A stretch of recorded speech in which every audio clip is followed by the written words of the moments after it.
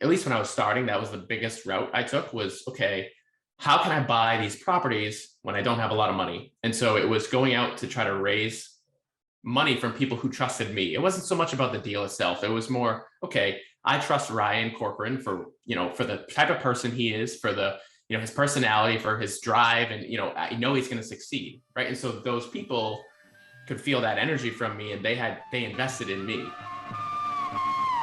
Welcome to the Wild West Real Estate Podcast. And now, here's your host, Mark Hinteman.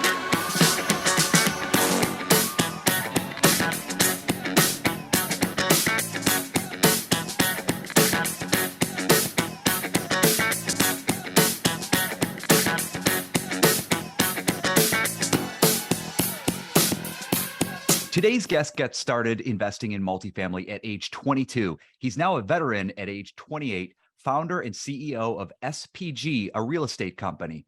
I'd like to welcome Ryan Corcoran. Mark, how are you? Thanks for having me. I'm looking forward to this. I'm good.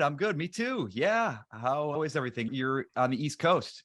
I am. Yep. Yes, in Rhode Island. Yep. Cool. Well, let's jump in. So yeah, you're 28 years old.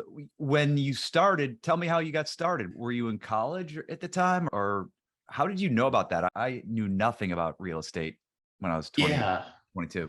Yeah, it's a good question. And I trying to think back of how it actually got into my head. The idea of real estate's a little bit foggy, but I was in college and I was trying to figure out, what am I going to do with my life? I didn't know what I wanted to do. I was in basically a physical therapy route in school. And so I finished my first 4 years. I got an exercise physiology degree. And then from there, I had applied to a bunch of medical schools, and I applied to one PA school. And while I was doing that, I don't know, I started picking up, I read Rich Dad Poor Dad at that time. I really don't remember exactly why I did, but I remember reading it and I thought to myself, like, okay, I'm going to get myself in a bunch of debt to do whatever I'm going to do here, when there's a whole nother world outside of it. And for me, it sort of led me down the real estate path. And so before I ended up choosing PA school instead of medical school for a number of reasons. But what is PA? So it's physician assistant. So I basically do the same job in a hospital as a physician. I don't have the liability. Didn't go to school for as much time. I practice underneath basically a physician. And so when I graduated, I was working in an ICU. And so I was caring for patients just like a physician would, except, I practice underneath them essentially. Okay. But before that, prior to that, after I graduated my undergrad degree, I said, okay, I'm living at home at my parents' house. I need to, I want to move out. Do I want to rent or do I want to buy? And so I ended up buying a duplex with the idea that I was going to move into it and house hack. Well, I ended up fixing up one of the units. The other one was already rented. And I thought, okay, if I keep living in my parents' house, I can rent this other unit out and make $700 or $800 a month. And so I ended up doing that. I stayed home for a little bit. And then, 8 months later, I sold that property, took a check that was going to be the size of my PA salary when I graduated school. And I was like, okay, I'm onto something here. And so then I started doing that again. I bought a 3-family, did that again. Then I ended up house hacking a 3-family. And then from there, it sort of snowballed into more units, the numbers start to look better. So I bought a 10 unit. And then at that point, my eyes were wide open. I was like, okay, this is definitely the route I want to go. Yeah. And so from there, I worked as a physician assistant for 2 years in an ICU while I was building up a rental portfolio. And then I ended up stepping away from medicine and doing this full time. And now I'm up just over 200 units in multifamily properties. And then I've got a flipping business and I'll wholesale a couple properties here and there. And we're doing a development deal. So yeah, it's blown up into this, I guess still small size, but for me, so far, moderate size business is going pretty well. So no, that's amazing. Were you a beneficiary of Bigger Pockets? How did you learn about this or first hear about it? I certainly never heard about it, but I think it feels like the presence of Bigger Pockets has turned a lot of people onto it. 100%. My uncle owned a construction company. And so he was my first mentor. And so, for 5-6 months in a row, every weekend I would meet with him and we would just discuss, and I'd run through deals with him and analyze stuff with him. And then I stumbled upon Bigger Pockets. And so between Bigger Pockets being like a sort of like an online presence of a mentor where I could pretty much figure out anything I wanted to, and then having my uncle as like an in-person mentor, I merged the two together and I was able to buy a deal, right? And so absolutely, I think Bigger Pockets was instrumental in at least the beginning stages Right. of Just starting. exposing it to you early on and hearing Absolutely. conversations and discussions. That's cool. Where were these properties? So the first couple were in a city called Fitchburg, Massachusetts. Okay. By no means a desirable area. This, your C minus properties, but they did the trick at 22 years old, right? I mean, you're still able to go in and add some value and force some appreciation. And, I basically took that idea and I moved into a little bit of nicer areas. So most of it now is your B class area, Okay. 45 minutes outside of a major city for the most part. Okay. And maybe I missed this, but how did you finance that first duplex? Yeah. So I had to get creative, right? I mean, I had $5,000 to my name when I first started. And so obviously I couldn't use my own money. And so basically I made a cash offer on the property and I said, hey, Uncle Mike, will you lend me the money on this if it makes sense? And so he ran the numbers with me and he was like, absolutely. He was like, if you put some money down, I'll lend the rest. So the property was like 120 grand. He lent me 110. And then I was like, Mom, Dad, I need some money. And so they lent me 10 grand. I went in and I fixed up the property over time. I sold it, paid them back, paid everybody off, paid everybody a little extra. And then that's how I started. And since then, I've used nothing but creative financing all the way through. Aside from finding a deal, the most important thing is to be able to put deals together with financing. And if you can get creative and put deals together with creative financing, there's really there's no ceiling, right? You can do whatever you want. Yeah, you're always limited by your ability to raise funds or Absolutely. have your own funds. Absolutely. What were some of the creative financing paths you went down? Yeah, so a lot of it has been private money. And so whether it's family members, friends, other investors, other business owners, finding a really good deal and then presenting a deal to a private money investor who can come in and either play an equity position or a debt position if I'm going to do it, your classic BRRRR, where I go and rehab the property. And then once I refinance it, I can pay that lender off and then I own the property after that. Or, they stay in as an equity partner and we split the deal. I just run the operations. At least when I was starting, that was the biggest route I took was, okay, how can I buy these properties when I don't have a lot of money? And so it was going out to try to raise money from people who trusted me. It wasn't so much about the deal itself. It was more, okay, I trust Ryan Corcoran for the type of person he is, for the, his personality, for his drive. And, I know he's going to succeed. Right. And so those people could feel that energy from me and they invested in me. I know I always tell people when you're starting, it's not so much about the deal as it is who you are as a person, because when you don't have a track record under you, how can you raise money? Right. A lot of people are going to say, well, you've never done this before. Why would I lend you money? But if you're a trustworthy person and you sort of present them this opportunity and they like you as a person, then they're much more inclined to lend to you. And so when I started, that's how I started. Yeah. And who were you going to for financing? Was it family or So I read a book by Matt Faircloth a while back, and it was basically how to raise money, right? And so one thing he said on there was just make a list of everybody you know. And so what I did was I made a Google sheet and I made a list of pretty much everyone I know, from family, friends, coworkers, physicians I worked with, classmates I went to school with. And I basically came up with this generic email and I sent everybody like, hey, this is what I'm doing. I have these opportunities. If you're interested, let me know. And I had an abundance of people reach back to me. And so at that point, I realized, okay, well, raising money and getting money is not going to be the problem. I need to find deals. And so yeah, that's how I was able to raise the initial amount of money I needed to get started. That's fascinating. And what year was this when you were starting out? So 2018 was the first property I bought. And then I would say that was when I was 22. When I was 25, I really started to ramp it up. So 25, 26, 27 were the years where I said, okay, I'm not going to do the 2-family, 3-family anymore. I'm going to do the 10, the 20, the 12.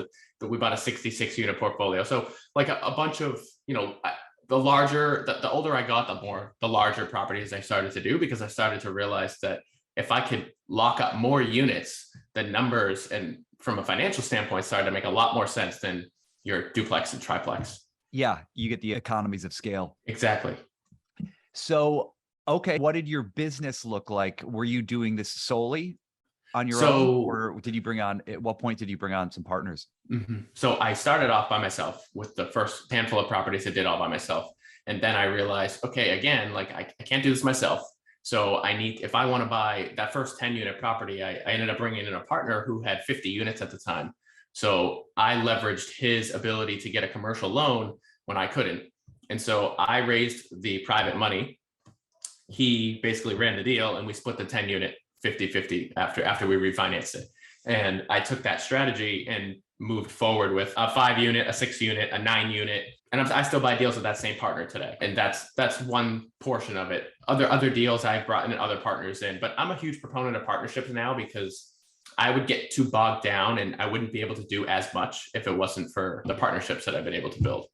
Yeah. Leveraging partners is a great way to, cover all your bases. It's also a little more secure, a little more safe because you've got multiple people handling things, and nobody's going to be awesome at every aspect of the business. Right. So ideally you find partners that complement you. Exactly. Yeah. And a lot of people have asked me, well, aren't you worried about partnering with people? Like, what if, things go bad? And I am the type of person that I like to say I have a very good sense of personality. So I can sense people pretty well.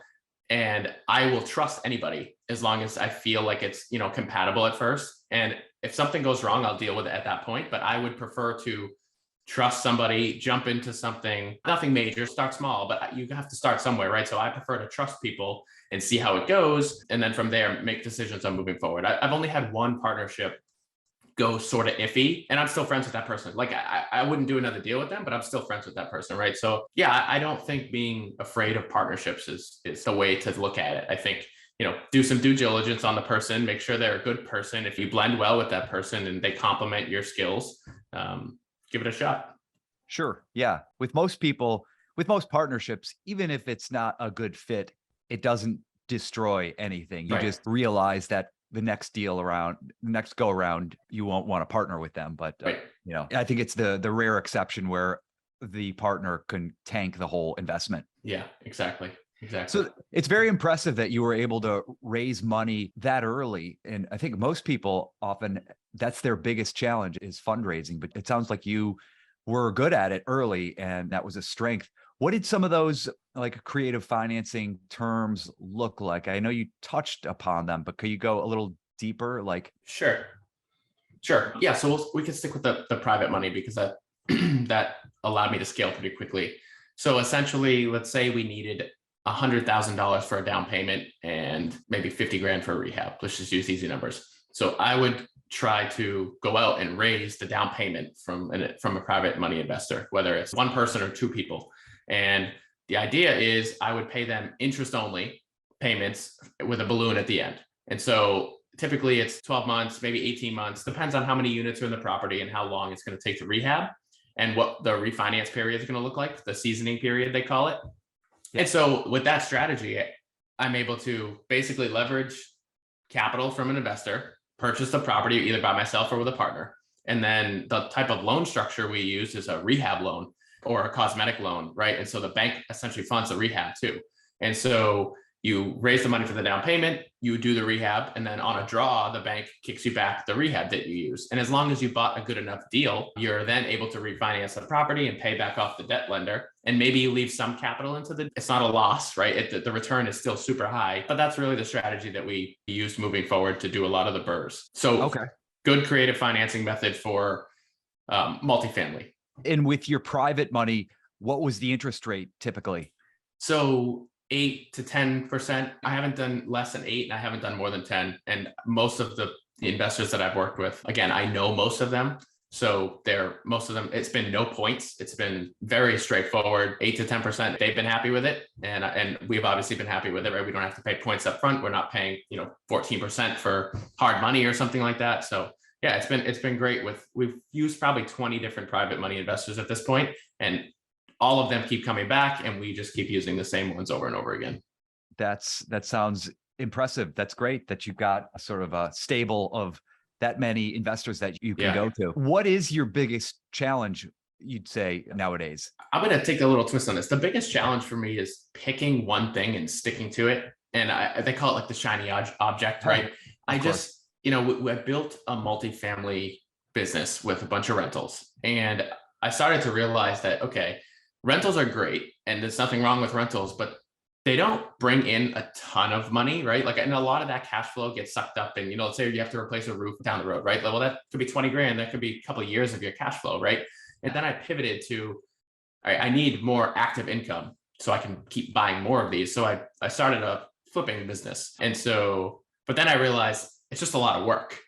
so it's the balance of trying to come up with a business model where it's not so much work on my end, but not have the shiny object syndrome where I'm jumping around doing a bunch of different things has been the biggest challenge. Like I told you at the beginning, we're doing a development project now, and we're building 10 triplexes, and the net profit is enormous. And so I'm starting to look into this more, and I'm just looking at it, and I turn around and it's been 3 months now, and I've already spent so much time on this. I'm like, what am I doing? So yeah, trying to really narrow in on just one thing is super difficult. Right. It sounds like you've given yourself a couple like big jobs, like flipping is a huge undertaking. Huge. And then development is the same. Yeah. You're giving yourself a 70-hour-a-week job with those things. But you're interested in building your cash flow, and you're looking for ways to do that beyond just the multifamily that you've got. Correct. Yeah. And I don't have any complaints with the multifamily. I think it's fantastic. The way I've started to look at it is, let's say I'm doing a development deal or I'm doing flips, and that's a source of active income. The long-term holds, after you're doing some cost segregation studies, really knock down my tax burden on all the active income. And so what I'm trying to do is increase my active income and also increase my long-term income at the same time through these long-term rentals to keep my tax liability down. And so the next step for me is to hire somebody to sort of run the flipping and then run the development side of it. And then so yeah, that's the overall picture of what I'm trying to do. Okay. Yeah, great. And are these all in Rhode Island or Massachusetts? Yes, New Hampshire, Mass, and Rhode Island so far. New Hampshire, Mass, and Rhode Island. And all those states are really easy drives to get to, right? It's not that spread out when you're up in the Northeast. Yes, it's like a 3.5-hour ride from the furthest property I own north to the furthest property I own south. I don't drive to them all the time. Actually, I hardly ever drive to any of the properties. However, if I had to, 3.5 hours, I don't have to jump on a plane. Okay, that's great. What's a daily habit that brings you the most benefit?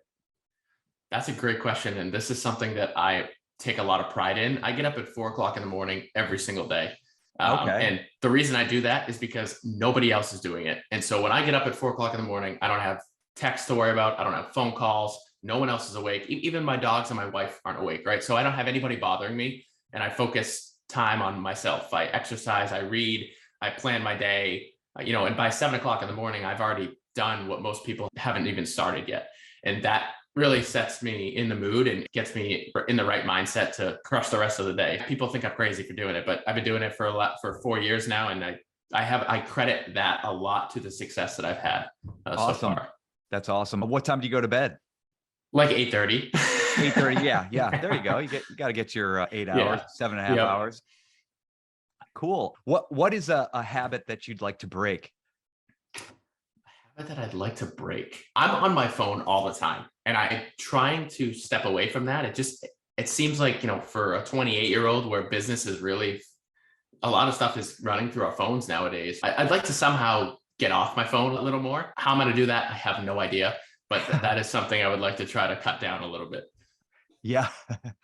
That I think you and everyone else. Exactly. Let's see. This has been cool. Yeah, it's impressive what you've done. And your team, you started your company. When did you sort of formalize your company?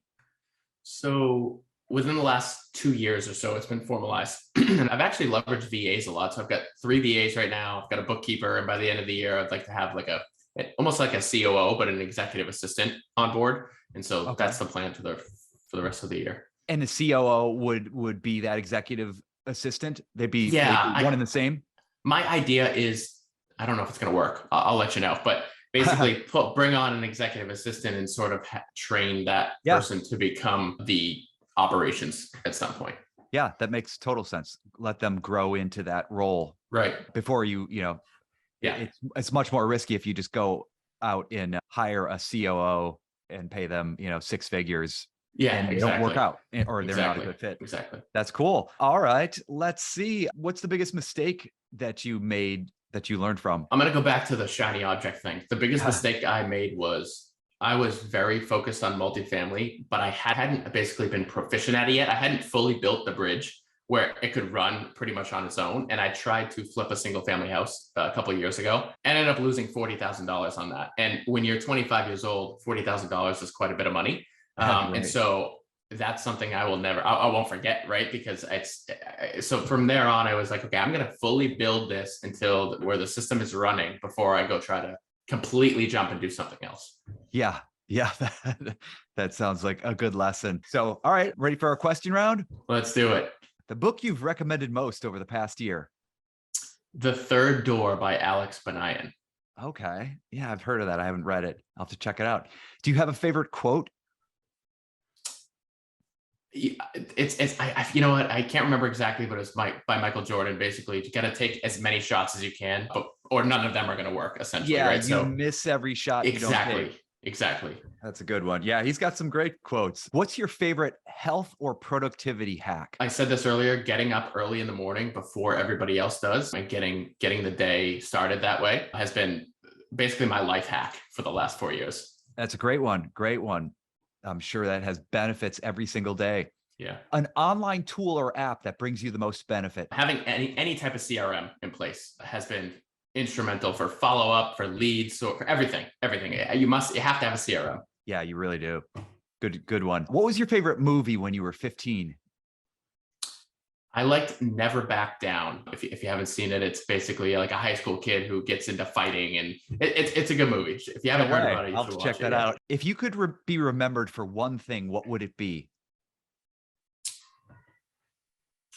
Just being an honest, genuine person, whether it's in business or in personal life. That's a good one. Aside from real estate, one thing you could spend all day talking about? Cars. Cars? Yeah, cars. Cars. Do you have a fancy car? It's not a fancy car. I bought a GTA Trans Am when I was 15, but eventually I'd like to have a collection of cars. I don't even drive the thing. It sits in the garage, but eventually that's the plan. Is that right? What was your most awkward year? Oh man, sometime in middle school. Some middle school? Middle school era. That sounds about right. What decade created the greatest music? The 90s. The 90s? Easily. Right. Oh yeah. Easily. Do you have a favorite band from the 90s? I don't. I that whole like alternative phase and like Coldplay, Grunge. that whole area. Yeah. Grunge and Coldplay. Okay. Exactly. Sure. Is there a high school friend you'd like to say hello to? Joe, what's going on, man? How are you? He's definitely not listening to this, but it's okay. What's up, Joe? You got to get into real estate. Exactly. Let's see. And lastly, when are you happiest? I've been asked this before, and I genuinely love my life. Every day I'm happy. I'm doing what I love to do. I have, a great family. I really can't complain. So to answer that question, it's every day. I'm happy doing everything I'm doing every day. Oh, cool. And finally, how can listeners reach out to you? I'm starting to post on social media more. I'm trying to build up a social media presence. So on Instagram or YouTube at Ryan Corcoran or RJ Corcoran 08. It's not easy. I'm trying to do the same thing. Yeah. Awesome. Well, this has been great, Ryan. Thank you and congrats on your success. Yeah, thanks for having me on here. I appreciate it. Thank you for joining us for the Wild West Real Estate Show. If you like what we're attempting to do here, please subscribe so we can continue sharing these with you. And if you want to check out our website, it's quantumcapitalinc.com. You'll find podcast episodes as well as multifamily properties we're looking at and how you could potentially participate. Look forward to seeing you guys soon on the Wild West Real Estate Show.